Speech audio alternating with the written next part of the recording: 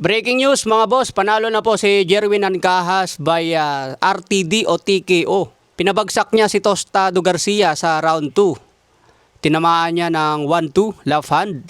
Solid ang tumama at lumuhod si Tostado. Binilangan siya ng referee, nakabangon pa naman hanggang inabutan ng oras sa round 2 kaya nakasurvive. Ngayon pagdating ng round 3, hindi na po tumayo si Tostado dahil hininto na po ng kanilang corner. Kaya ang decision po via RTD or TKO sa round 3. Corner stoppage po ang nangyari. Hindi na siya tumayo sa round 3. May mga fake news sa Facebook mga boss na sinasabing Jerwin Ancahas panalo by knockout sa round 1. Hindi ko alam kung saan nila nabalitaan yung panalo si Ancahas sa round 1. Ang dami na namang nagkalat na fake news sa Facebook. Mukhang malakas si Jerwin Ancahas dito sa 126 pounds featherweight division. Mukhang dito siya babawi mga boss at malay natin maging world champion pa siya dito sa featherweight. Sakto akit pa naman si The Monster Inoue ng featherweight. Malay natin makakuha pa ng laban si Jerwin Ancahas kontra The Monster Inoue.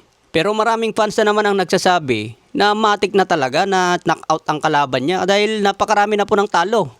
Sunod-sunod po kasi ang talo nito ni Tostado. Former world champion si Jerwin Ancahas, magaling din, may lakas. Kaya matik na knockout. Ganyan talaga ang boxing. Parehas naman may kamay kaya kahit mahina ang kalaban, pwede ka pa rin madisgrasya dyan.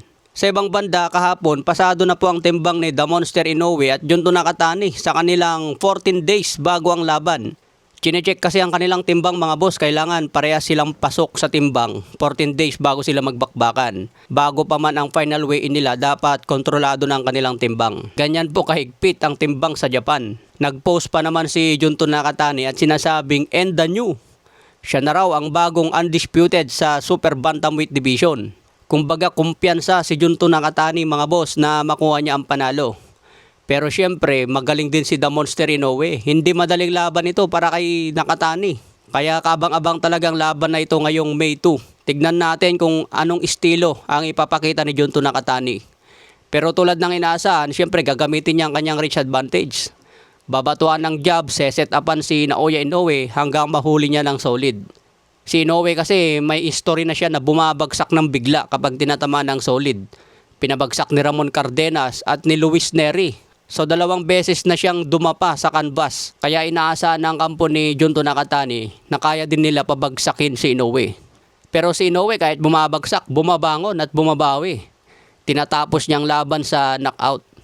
Sa ibang banda yan sa post na binahagi ni Magsayo, kasama niya dito si Conor Ben. Sabi ni Magsayo mga boss kung bibigyan siya ni Dana White ng pagkakataon na sumali sa wrestling, sa entertainment, hindi daw niya sasayangin yung pagkakataon na yon. Malaki kasi ang TF kapag napasama ka sa wrestling entertainment.